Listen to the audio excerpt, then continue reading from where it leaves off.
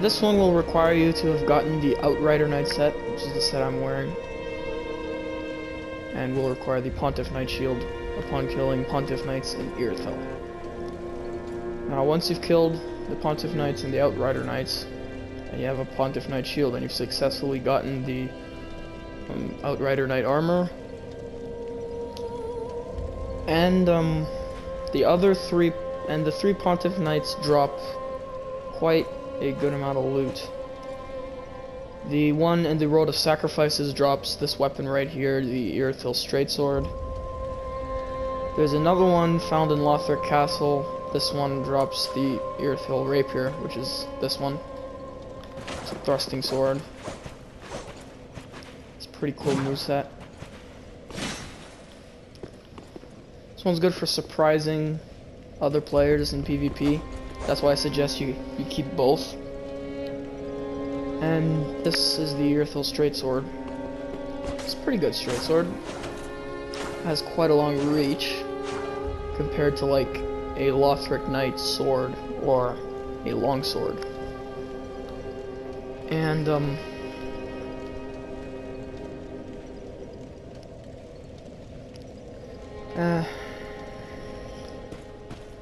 yeah, so let's get going.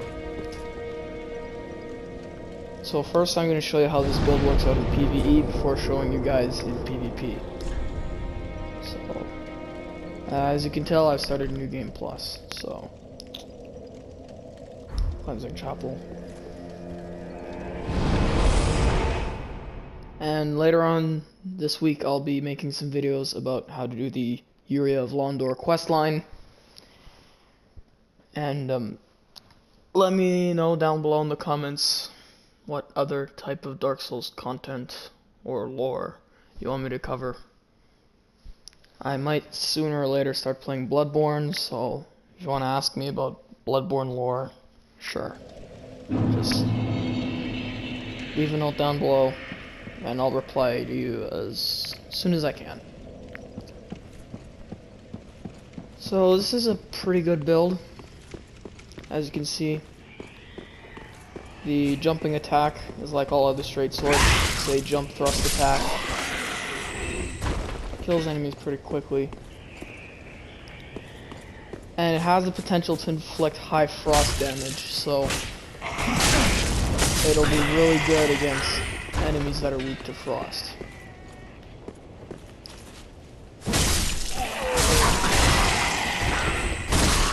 Pros about this weapon are lightweight, rather quick moveset, but its cons are the fact that it does little damage per hit, and like all straight swords, it can be parried.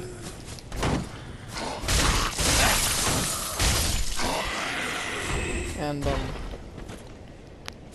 now the rapier is pretty good for thrust attacks. So it's pretty good against winged knights, and now I'll show you how these weapons work in PvP. And yeah. So when using this weapon in PvP, just keep in mind that you should never two-hand a straight sword. Never do that.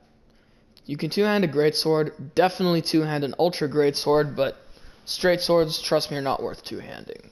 Like, I've always one-handed my straight swords and I've had such a good time. And I couldn't possibly see how two-handing them could do any better. Oh, Mad Phantom. Okay. Speaking of Mad Phantoms, wait, this guy summoned Holy Knight Hodrick. So cool.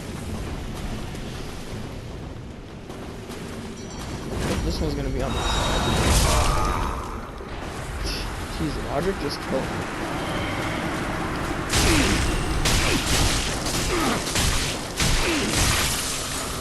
Like, kinda this is how it works. This guy's using the Black Knight Greatsword, which is an overall good weapon. It's among the best heavy ultra greatswords. So just keep in mind.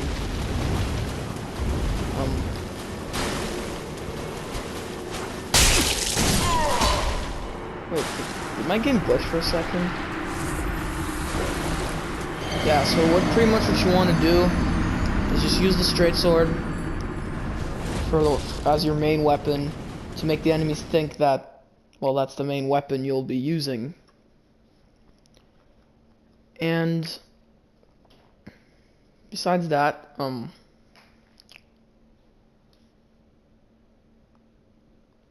there's not much detail. Just keep the Irithyll straight sword as your main weapon. Equip in your second weapon slot the Irithyll rapier. And whenever your enemies are kind of like, they kind of think, oh yeah, he's using this weapon, then surprise them quickly by just switching up and then using the rapier. It's a really good build, for my advice.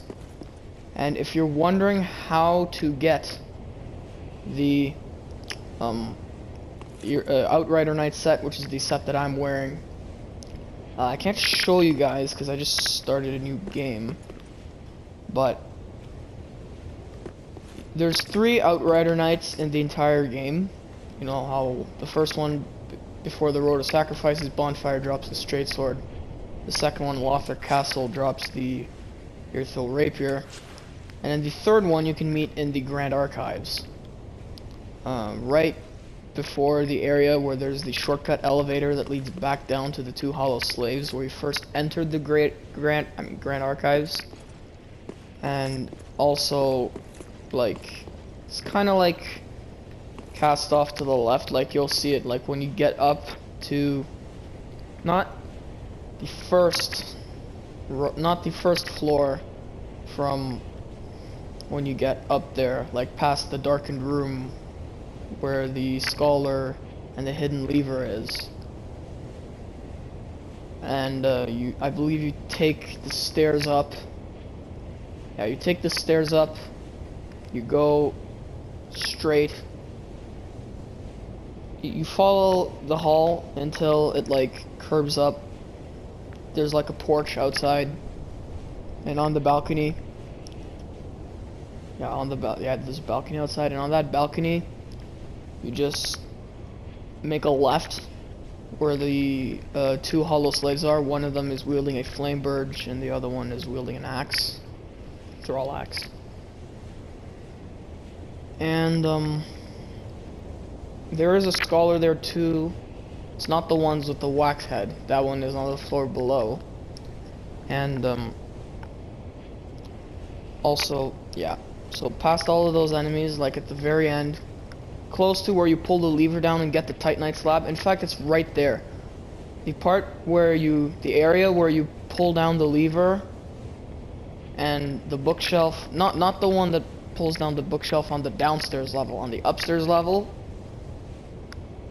And then, yeah, when you pull the lever and then the bookshelf from the upstairs level goes down, the one where you'll find the Titanite slab, on the opposite side, there's kind of like a doorway, and in like an empty room, just before the Scholar's Ring, and you'll see it, there's a Boreal Outrider Knight. Kill that knight, you'll get the Outrider Knight set. That way, you'll be able to do this build. So, that's it for the video, guys. Have a nice day, and remember to like and subscribe. Peace out.